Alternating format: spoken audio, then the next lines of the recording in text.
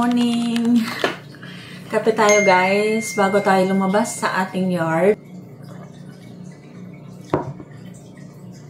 Ito yung ginagawa ko kapag umaga. Kape muna bago tayo gagawa-gawa ng ating mga dapat gawin.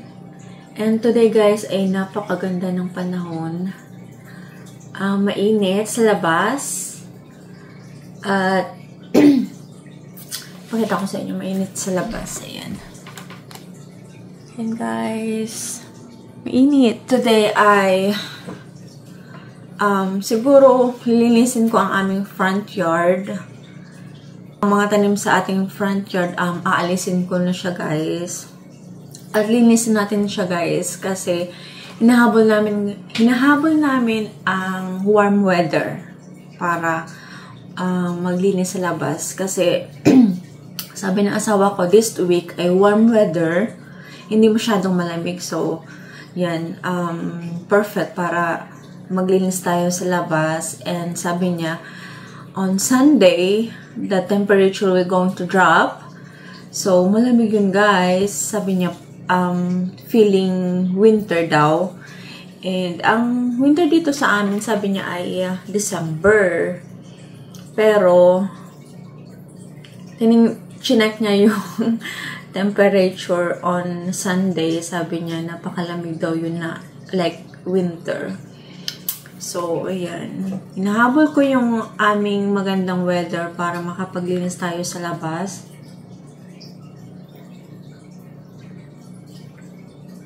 At inaanday ko nga na yung lahat ng dahon ay mahulog siya guys, para malinis ko na yung mga dahon natin sa front yard natin. Alam mo yun,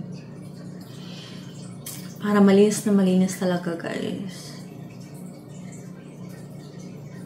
Though hindi natin siya malilinis ng perfect, but yung malinis, alam mo yun, yung kaya-ayang tingnan during winter.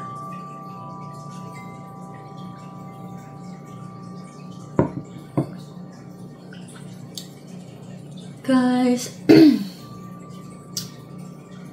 ano pa ba dapat natin gawin? Dapat ko nga pinturahan yung ating shelf. Hindi ko pa yung nagagawa guys. Ito na naman ang ating gagawin, yung another project. So, okay lang yun. Madali lang yung gawin. So, ito na muna para yung isip ko clear na malinis na sa ating yard. At wala na tayong ibang iisipin. Yun na lang. So, yan guys.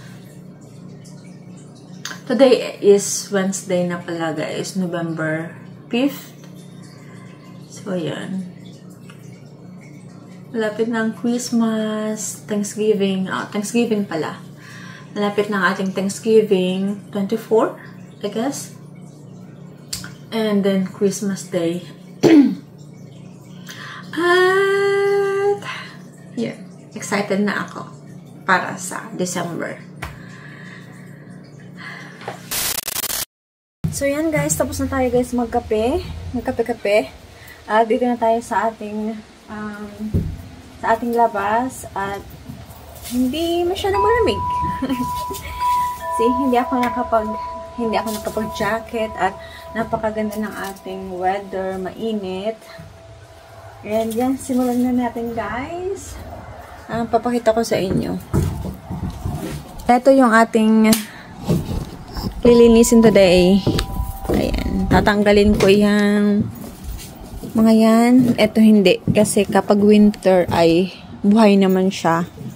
Yan, tatanggalin natin yan. Yan. Pati yung doon. At ewan ko kung malinis ko yung mga dahon today. So, yan guys. Yan si Yogi. Nag-enjoy ng kanyang araw. So, yan, mag-music tayo habang naglilinis tayo guys, para ganahan naman tayo. At mamaya ay magpiprepare ako ng lunch. Titigil ako sa paggawa dito at magpiprepare tayo ng ating lunch.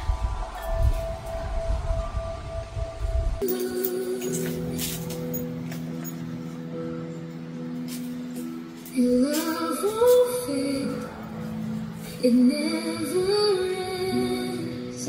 It breaks my chains, it makes me whole again. Your love won't.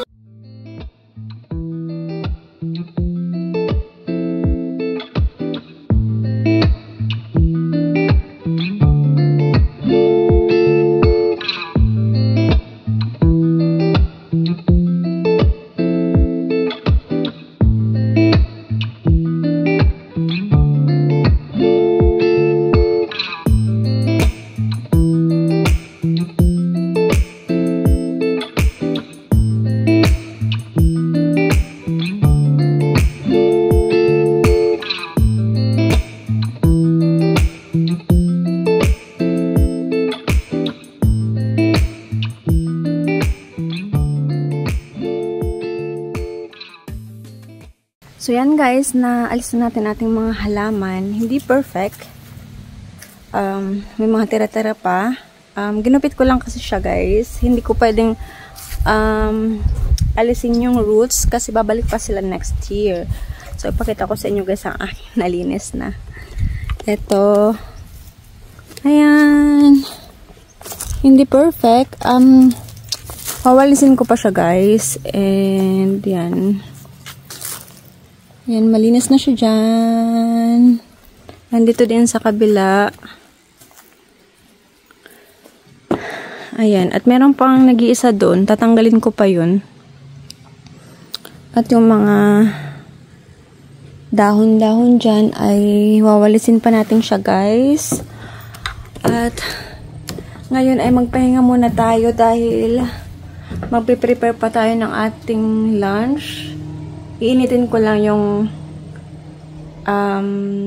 niluto ko kagabi at magluluto na lang ako ng rice. So, pahinga muna tayo kasi ang sakit na ng kamay ko.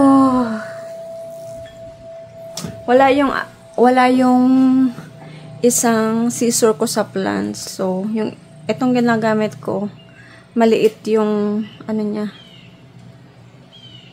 Yung ganito niya. Maliit. So, tinatsagaan ko na lang kasi hindi ko mahanap yung scissor na ginagamit natin dyan sa Pilipinas. So, yan guys. Malinis na ang ating kapaligiran. Konting linis pa. At yung mga down-down dyan na i-blower na lang natin yan guys. So, tapos na tayo guys mag-lunch. At yung aking asawa ay pumunta na sa kanyang work. And ngayon guys, ay bago tayo lumabas at ipagpatuloy natin ang ating ginagawa sa labas ng ating paglilinis, ay dinefrost ko muna itong ating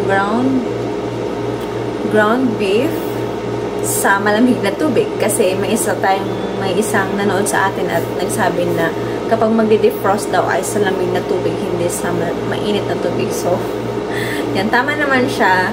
So, ang ginawa ko ay dinidefrost ko siya sa malamig na tubig at mamaya ay magbe-bake tayo ng meatloaf para sa ating dinner. So, i-defrost muna natin siya guys habang nasa labas tayo at ipagpatuloy natin yung ating paglilinis. So, tara. Makuha na pala guys ng aking asawa itong gunting. Mas madali kasi ito kasi malaki yung niya, panggupit.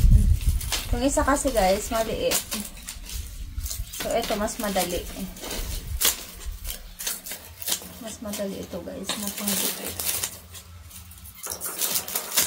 At yung isa guys, na ginagamit ko kanina ay tawag doon, mabigat siya. So, after nun, ang sakit ko na dito, oh.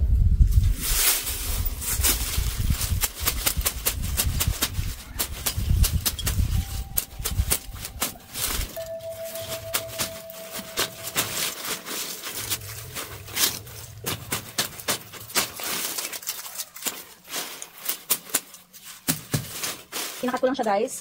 Hindi ko inaalis yung roots para Kasi babalik pa sila next year. So, huwag natin i-cut ang roots.